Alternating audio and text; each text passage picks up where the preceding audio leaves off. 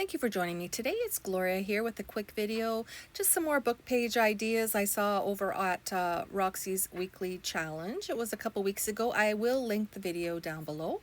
Rachel did some pre-made pages using digitals that she had left over, and she used vintage documents. Well, I don't have vintage documents. They're harder to come by here in Canada. So I just thought, well, I'll use what I have. So I use vintage book pages. I use vintage ledger pages, and sometimes I just did two digitals together. So you can change it up for whatever you have in your supply and play along. So it's really nice to have some pre-made pages in your stash.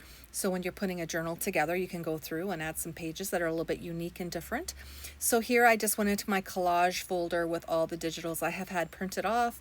These are from some are from Roxy's Creations. I think I have a couple in here from Amity Bloom, and I do think I have one or two from Hither and Yon Studios. So this one I'm working on right now, I do believe is Amity Bloom. So you're going to see me go through here. I've sped it up and edited out some of the inking and cutting down of my papers, but I'm going to make a few different pockets for a center page of a journal. So I'm putting them in the center of the page, but you could also fold the page the other way around. So there's one on the front and one on the back of the signature.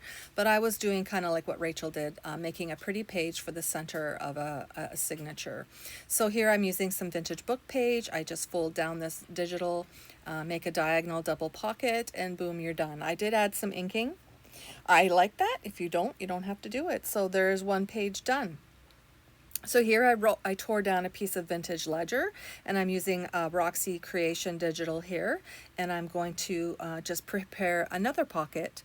You'll see too, like how quick this can come together, and you can build up your stash. And it's kind of a nice ephemera building video when you're not feeling like working on a journal and you just want to make up some ephemera. So I really liked it. So I just I found for myself that folding each of the page in half and gluing a half at a time worked well for me. So you'll see me do that throughout the rest of the video.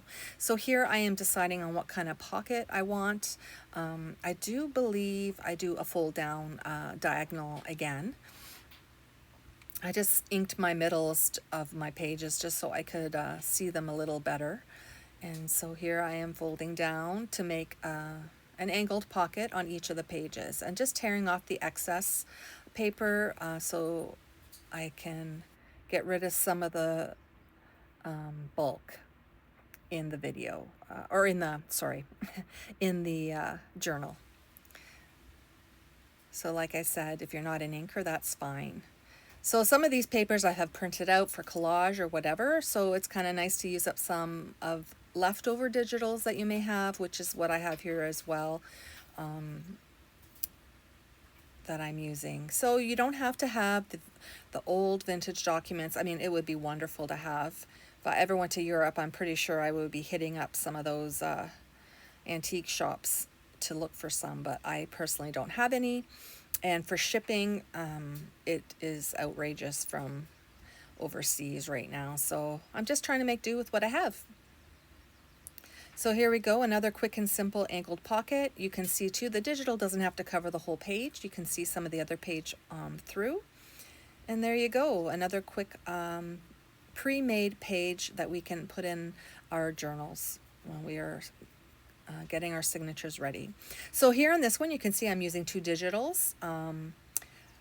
They are, I believe, the one is a Roxy's Creation. I'm very sorry, I don't know what the other one is. It's been a while, they've been in my stash. So I've used this paper one already, this digital, but I love the birds on it. So here I'm just doing a double top loading pocket. And we're just going to follow the same process. I do ink, so I'm showing here the full process. I ink all around, and I ink the center seam as well.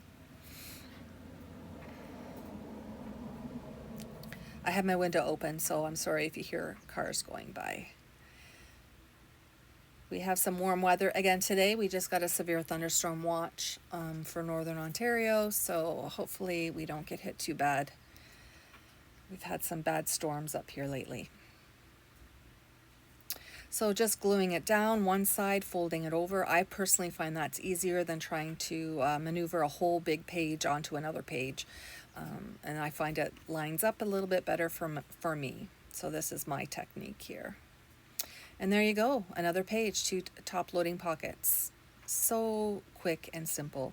So here's another one, my last one. I had some vintage green ledger paper. I have torn it down to the size of a normal A4 here in Canada that I would use, and I'm deciding what papers to use. This one here is Amity Bloom, but I think I go back in and I get the green one out from a Hither and Yon studio. I had done a journal from her, and I had some leftover papers. So I'm just cutting it down to size and basically doing the exact same thing. But this time I do something a little different. I do the corner angles and like I've done on the others. And you can see I'm doing that here. But when I cut off the excess, I decided I would use them right away and make some additional pockets on the center. So there's so many variations of this that you can do, variations of papers, variations of pockets. So I really liked how this one turned out as well. I loved the green digital on that green ledger. I just thought it was so pretty, and I could see this in a botanical journal fitting in so nicely. So yeah, I've really been enjoying making ephemera ahead to have ready, instead of just using everything from a digital kit, or if you make a true junk journal and just use eclectic variations of papers, then it's kind of nice to have some pre-made pages, pre-made ephemera ready to go into that journal, as you can match it up as far as color or theme, whatever you like. So this is a very, very beginner friendly I guess you could say tutorial. I mean, I'm going to link Roxanne, or not Roxanne, Rachel's video below for you so you can watch it as well. But a great idea to kind of build up your stash. Use what you have in your stash. If you use digitals, we all have leftover digitals. You don't even have to use a digital. You could use scrapbooking paper with book page, or with a ledger paper, or with, if you have vintage documents, then with that as well. So a very, very cool project. I really like some of the ideas Rachel comes out with. So here I am just going to glue it down again. Repetition for emphasis, I guess.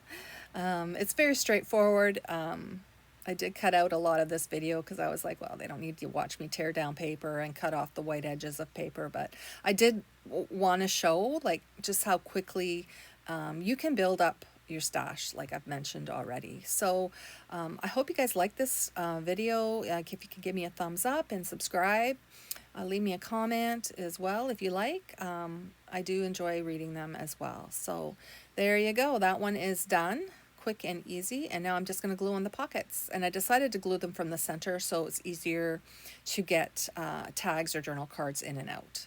And even my diagonals, they don't match 100%, but that's okay. It's a junk journal, I don't mind that. Doesn't have to be matchy-matchy and perfect. The less you measure sometimes, the better, I find. And there's this page. I really, really liked it. So here I show the double pocket on that one using the scraps from the diagonal that we ripped off. Here is a top loading pocket using 2 digitals. Here's a ledger using a diagonal pocket. And here is a vintage music paper that I had done off screen using a digital.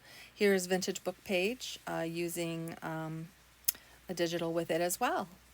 And here's another one. It's a side loading pocket. So thanks for watching today. Have a great day, everyone, and go check out Rachel's video. Bye now.